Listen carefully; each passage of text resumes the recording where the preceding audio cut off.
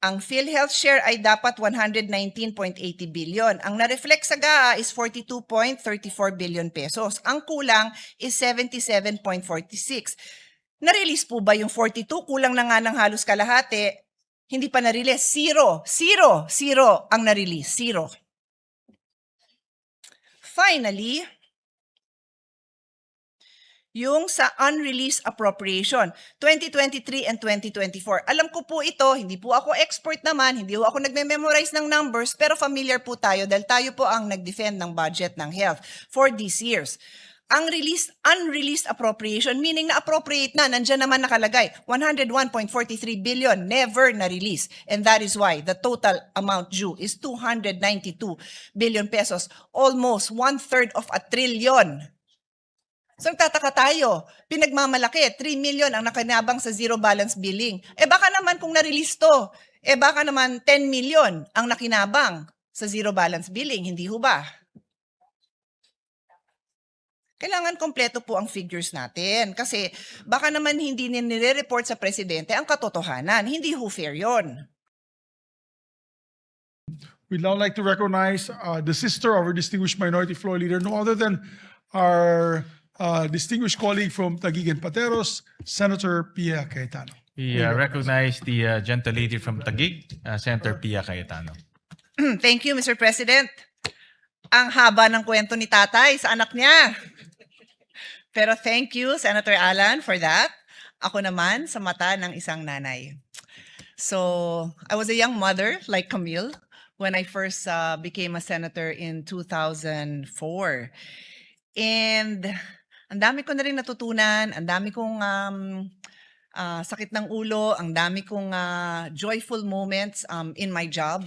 My children are, my two daughters who were then 5 and 9 are now grown-ups, and my son is now 16.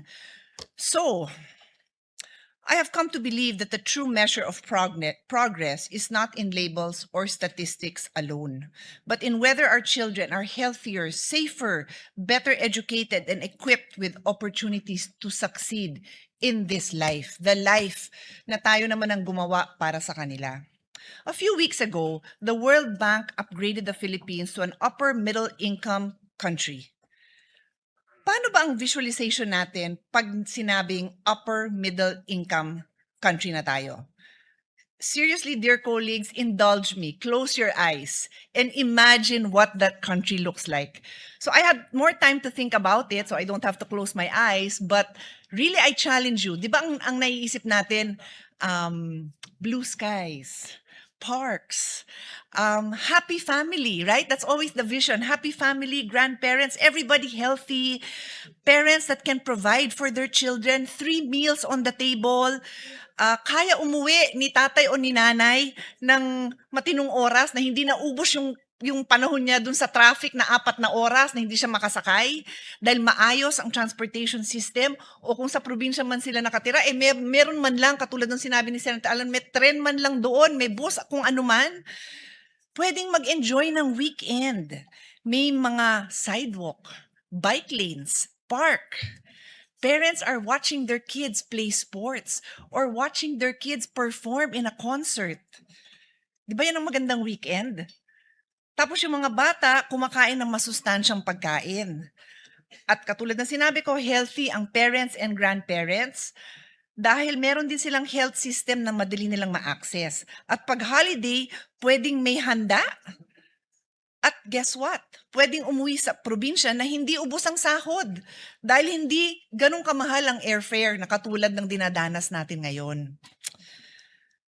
Pero napakahirap ipagmalaki at ipaliwanag na tayo ay isang upper middle income country kung hindi naman ito nararamdaman ng karamihan ng mga Pilipino. Ano nga ba ibig sabihin nito? It means that the country has a gross national income per capita between $4,496, so 277,000 pesos, okay, to $13,900 or 860,000 pesos, reflecting the economic size rather than individual household income. So ito po ay national economic size, Hindi po to individual income. So when you look at the vast majority that are minimum wage earners, less than minimum wage earners, informal sector, hindi naman sila nandito sa income bracket na ito. This is merely an income classification. It is a way of grouping economies according to average income. It does not reflect the struggles of ordinary Filipinos, ordinary families, because this is our reality. SWS Survey 2026 reveals that 52% or 14.5 million Filipino families identify themselves as poor, while 42% consider their families as food poor. Hindi man lang makakain ng maayos. Another SWS survey of 2026 states that 23.2% of Filipino families experience involuntary hunger in the first quarter of 2026. Involuntary po, hindi po nagda-diet, sadyang wala na ho talagang makain. According to PSA, poverty incidence, this is as of 2023, is 15.5% or 17.54 million poor Filipinos. So when we celebrate our status as an upper middle income country, ang pakiramdam ng tao, you do not see us. You do not hear us. Hindi nyo kami nakikita. Hindi nyo kami napapakinggan. Hindi nyo ramdam ang hirap namin. Kaya ako po, never ho ako nagse-celebrate kahit ilang taong ko na yung naririnig na malapit na tayo mag-upper middle income. But it does not translate to a better life for most of the Filipinos. I can spend all my time on this. I will not because yes, we can argue it is better because makaka-avail ng mas magandang mga loans and so on and so forth. Pero matagal pa ho ang effect nun. In fact, if you look at what investors are looking for, they have a long list of wants if they will invest in this country. Hindi lang basta yung makita nilang upper middle income ka. So I look to the SDGs, the Sustainable Development Goals. With only 4 years left before the 2030 deadline, and as the chairman of the Senate's Committee on SDGs, Innovation and Futures Thinking, we have been meeting with various agencies to understand where we truly stand. According to the data from PSA, out of 17 SDGs, only 10 have shown progress since 2015. Only 10. However, even among these 10, 8 are not progressing fast enough such that we will meet the targets of 2030. So, mukhang fail po tayo sa Sustainable Development Goals. Even more concerning is that 2 goals are actually moving backwards. These are the SDG 3 on good health and well-being and SDG 11 on sustainable cities. More on health later, but for now, I'd like to point out that the decline in SDG 11 on sustainable cities and communities is particularly alarming because, according to the United Nations, by 2050, nearly 68% of the world's population is projected to live in urban areas. PSA has stated if our cities are not safe, resilient, and sustainable, millions of Filipinos will bear the consequence. Sadly, in many of these areas, we still lack the timely and reliable data needed to know where we are making progress, if at all. And if we do not have unified data to measure our progress, we cannot improve at all. That is why, as we reflect on yesterday's accomplishment, as mentioned during the President's SONA, I want to ask a simple question. Are Filipino families truly living better lives? On health, we welcome the President's emphasis on preventive care, the expansion of YAKAP and Gamot, and the implementation of zero balance billing. These are important steps which I have also supported through the years. These are also aligned with the SDG goal number 3. But the true measure of universal health is whether every Filipino can obtain timely and quality care without being pushed into debt. On universal health care, it is anchored on the following pillars: preventive care, equipped health facilities, adequate health professionals, and sustainable funding. Without this, it remains a vision. Vision lang po, pangarap lang po, hindi reality. On PhilHealth, and the Syntax and PCSO and PAGCOR collection. We recognize the full allocation of Syntax revenues to PhilHealth in the 2026 General Appropriations Act. I thank the now Senate President for supporting our push for this to happen. First time in many, many, many years.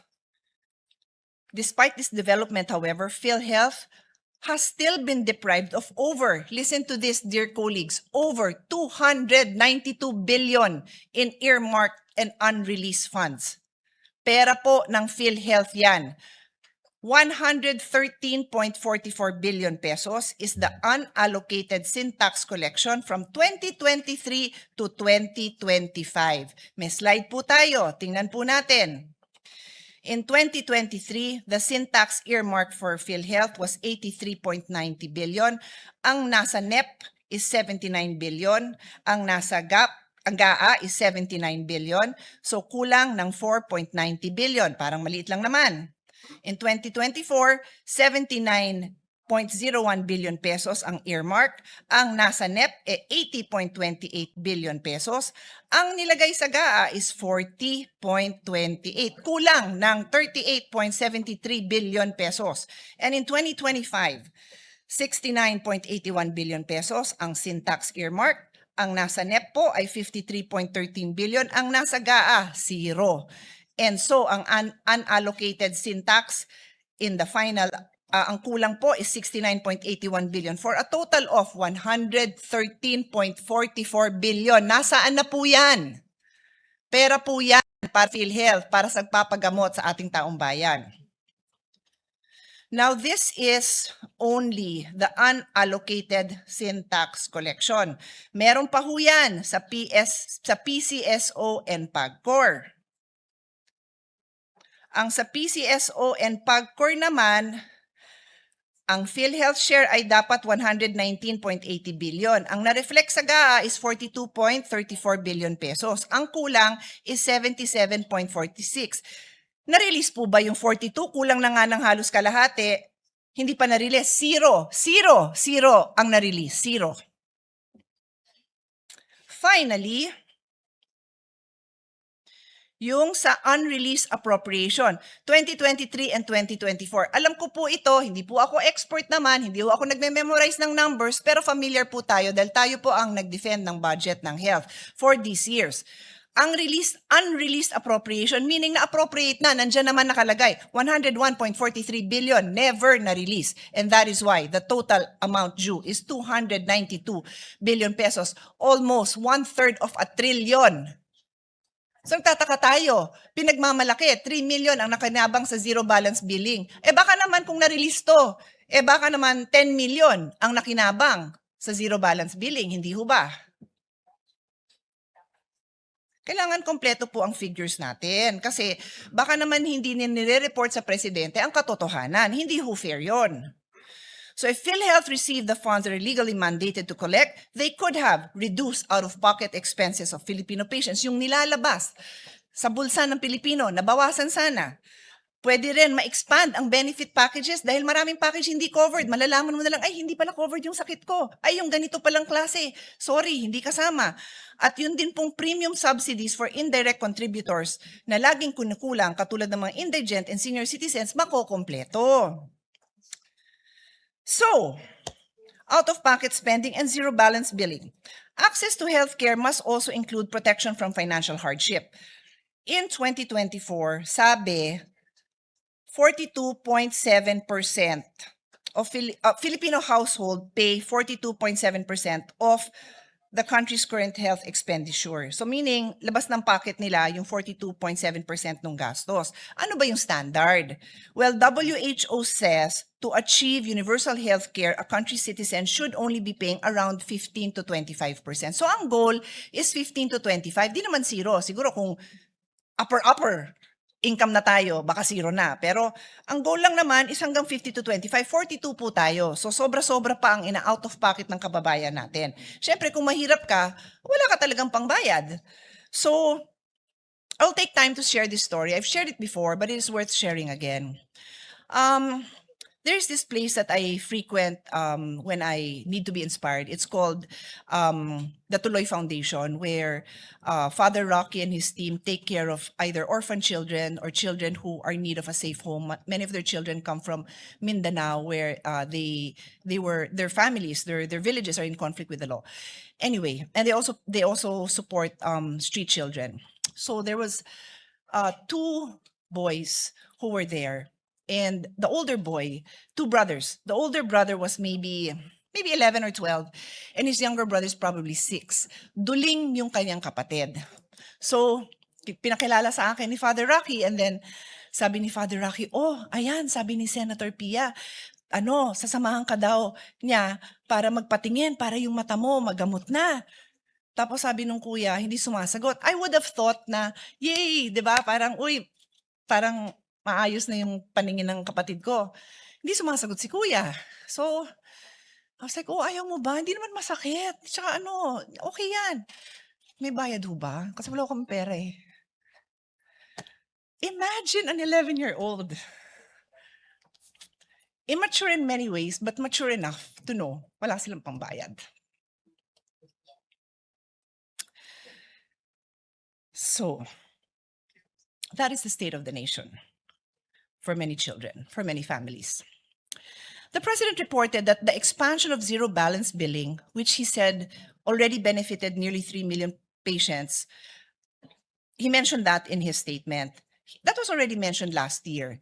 And it took a week or even longer for the then Secretary of Health to explain that this only applied to DOH hospitals, DOH hospital wards. So meanwhile, the LGUs all over the country nataranta kasi syempre, yung mga constituents nila pupunta sa LGU hospital, nag-e-expect ng zero balance.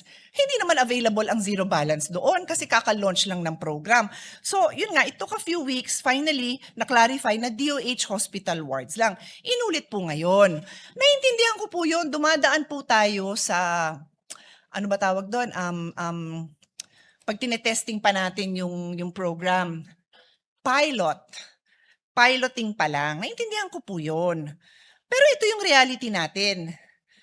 Out of more than 1,200 government and private hospitals nationwide, zero balance billing is available in only 87 DOH-run facilities and 4 GOCC specialty hospitals and 6 LG hospitals that are now being piloted.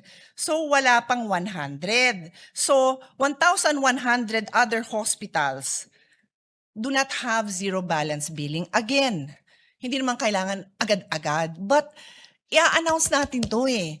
Iklaro natin kung ano yung state of the nation natin. More than 1,100 hospitals do not have zero balance billing. So, these are the details.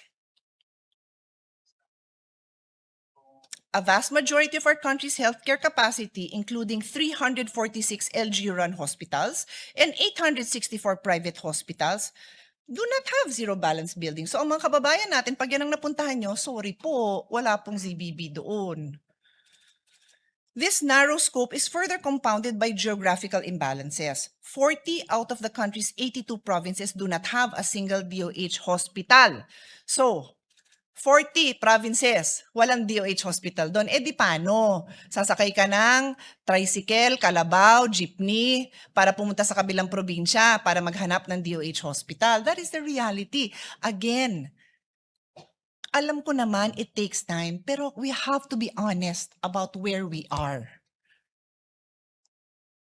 The 87 DOH hospitals are concentrated in only 42 provinces and major urban centers. As a result, patients in underserved provinces must travel 3 to 4 hours across municipal lines just to reach a facility that offers zero balance billing.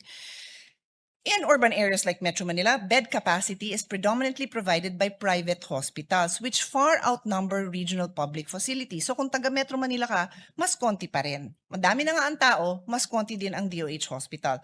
Coupled with low bed-to-patient ratios and chronic overcrowding, relying solely on 87 DOH facilities is simply not enough. As such, in the 2026 budget, we had to push for additional funding. Funding, additional, amendment, tawagin yung insertion, kahit ano pang gusto nyo itawag. pinagmamalaki ko na pinaglaban ko ang additional funding sinuport ng ating chairman, now Senate President, ang additional funding for ZBB, 3.3 billion operation of DOH hospitals in Metro Manila, another 6 billion operation of DOH regional hospitals and other health facilities, and 1 billion for DOH Universal Healthcare Fund for zero balance billing. Kasi yung pondo nun, kulang talaga. Okay, I move on to another topic. Human resource for health shortage. However, facilities cannot function without health professionals. The Philippines continues to face a serious shortage and unequal distribution of doctors, nurses, pharmacists, dentists, psychologists, and allied health workers, particularly in rural and underserved communities. WHO estimated a domestic shortfall of around 200,000 health workers, while approximately 1/3 of licensed Filipino health professionals are working abroad. Mag-aral dito, naghanap na ng ibang future sa ibang bansa. As a consequence, the Philippines has only 21.2 healthcare workers for every 10,000 people as of 2026, far below WHO's benchmark of 44.5 health workers for every 10,000.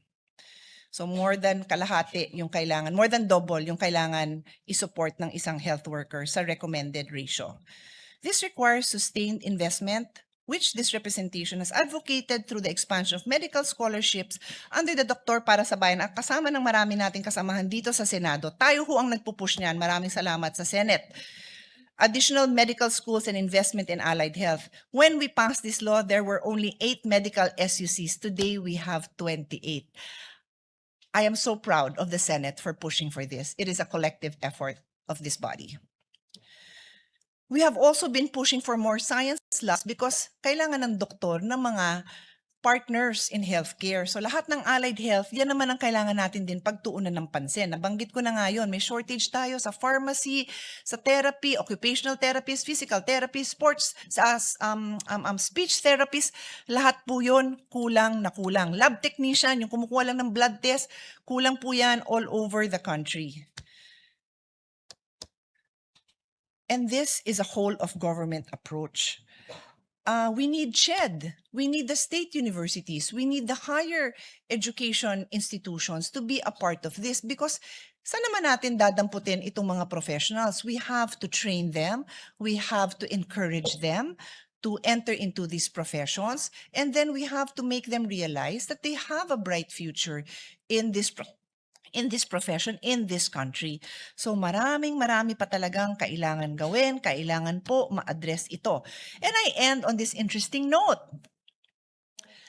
Today, and I've seen this a couple of times, may mga vlog po akong nakita sa Instagram ng mga foreigners na magre-relocate na daw sa Philippines because mas maganda daw ang treatment and care for children with special needs sa Pilipinas. And this, the one I saw yesterday was from a foreigner who lives in the UK. Wow. And I think that is a tribute to our healthcare workers because alam ko naman na may shortage. Alam natin yan. So may mga foreigners na namamangha pa nga sa nagagawang trabaho ng mga health workers natin despite the fact that sila ay overworked and underpaid. So congratulations talaga sa mga health workers natin. Okay, I go to another example. I'll try to keep this short because you've all heard me talk about this. The vape epidemic. Data from the Food and Nutrition Research Institute reveals the rapid growth of youth vaping from 2015 to 2023, which recorded an increase in e-cigarette use of 0.8%, meaning less than 1%, to, guess what? 39.9%.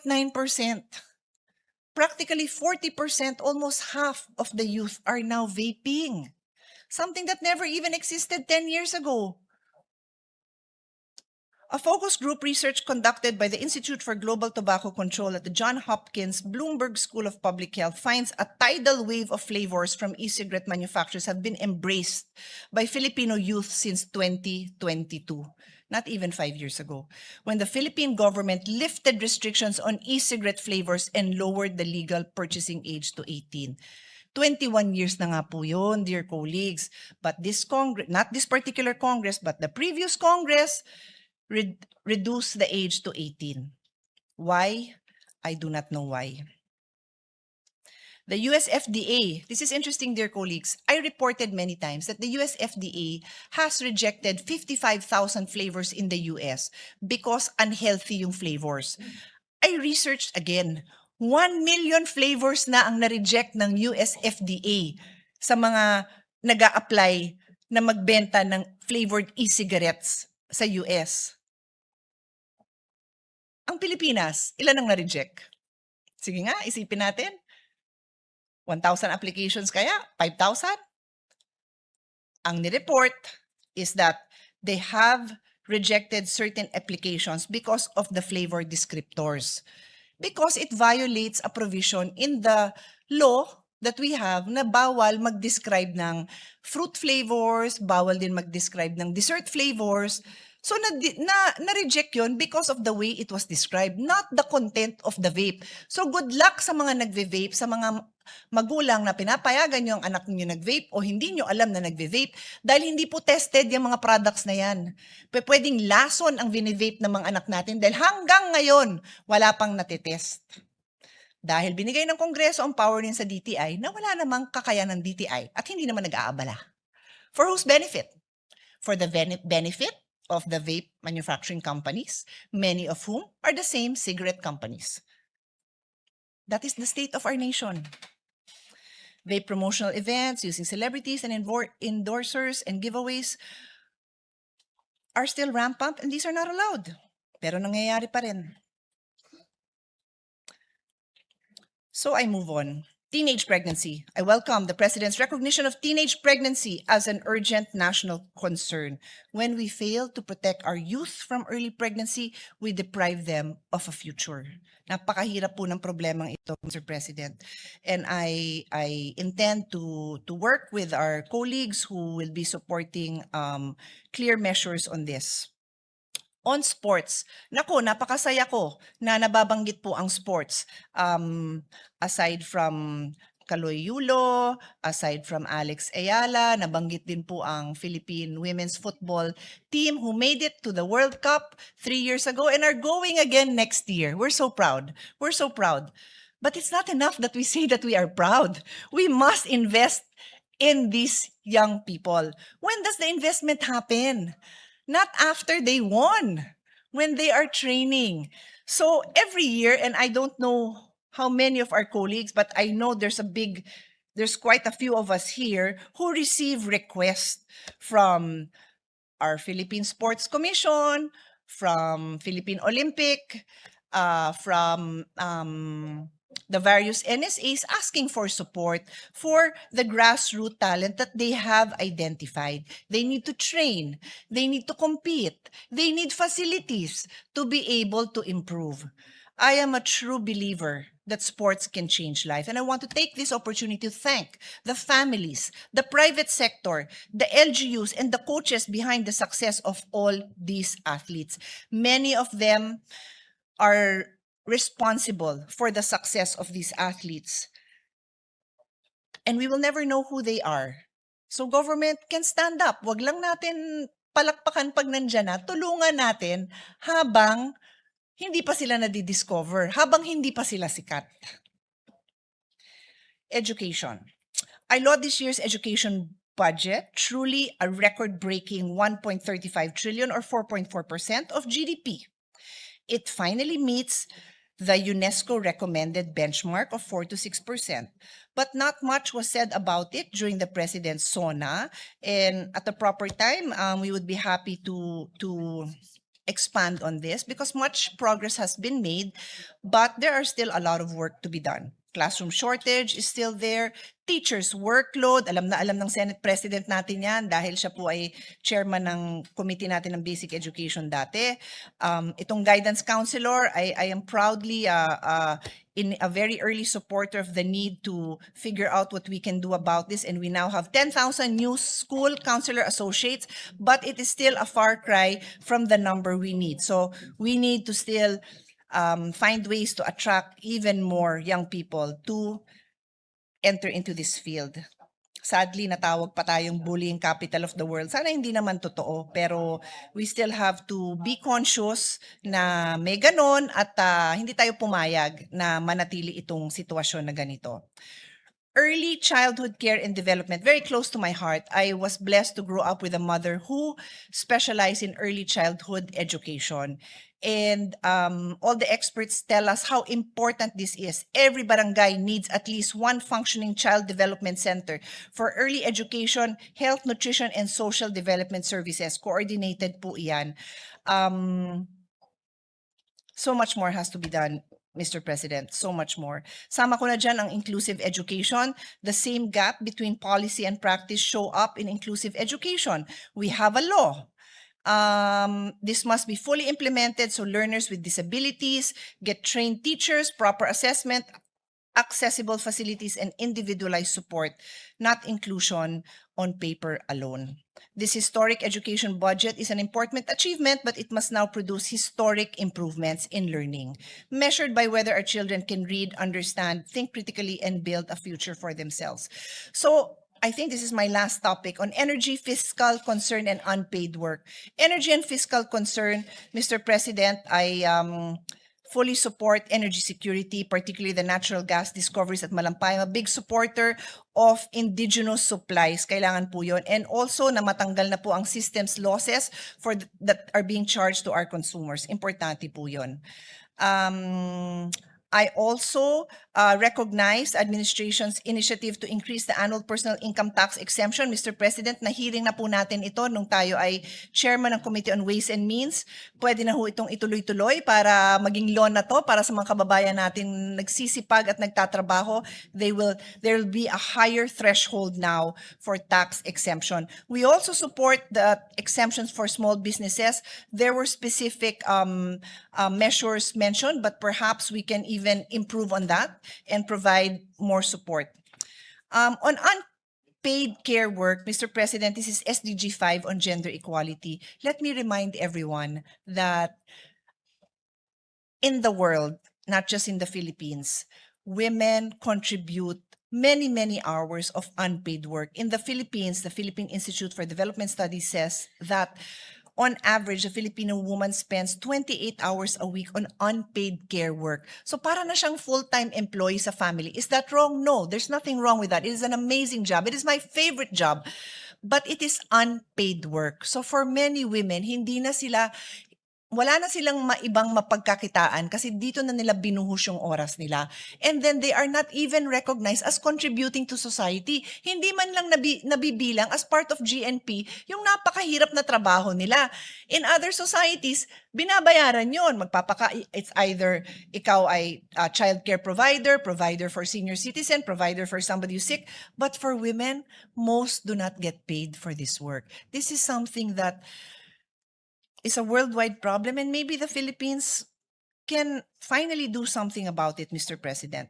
So, I move on to another topic, water situation. I welcome the President's continued commitment to irrigation, water security, and disaster preparedness. On water security, this is a pressing issue. The DNR reported that about 40 million Filipinos still lack access to a reliable water supply. The PIDS reports that 12.4 million remain without safe water. In the hearing I had, not in this Congress, but in the last Congress, ang layo pa natin, Mr. President. Ang layo pa natin. We must work double time on this issue, Mr. President. Now, the link to food security is also clear. Farmers are the first to suffer when irrigation is weak or water is scarce because agriculture depends on water for planting, growing, and harvesting. Our colleague, Senator Aimee, might be sharing more about this. We have a lot of experts here, Mr. President, Senator Aimee, Senator Kiko. I leave it to them to elaborate more on this, but I join them in their passion to uplift the lives of our farmers. Reports in June 2026 show that 8 major Luzon dams are still receding, including Pantabangan, falling far below its normal levels. Mahirap po yan, Mr. President. Mahihirapan tayo sa agriculture natin, mahihirapan po ang mga farmers natin. That is why irrigation and water security must be treated as a core development investment and not a side program. Using strategic foresight and futures thinking, we must plan ahead by improving climate data, water monitoring, irrigation systems so we can prepare for shortages before they happen and protect families, livelihood, and food security. Sa ibang bansa nga, siguro yung sa mga upper middle income countries. Talagang they rely po on foresight and futures thinking. They do. They use AI, they use technology to help forecast and to help their farmers. Di ko alam kung nagagawa po natin yon. Sana naman, for one of the poorest sector in this country, dun tayo magbuhos ng atensyon sa kanila. In closing, it is my hope that by the time we begin the budget process, we will be able to provide all committee chairpersons with the detailed data and agency reports needed to guide their deliberation. Ito po yung mga SDG reports, yung mga indicators, so that our budget priorities are anchored not just on needs, but on measurable progress towards our SDG targets. Maraming salamat po. Maraming salamat, Senator Pia.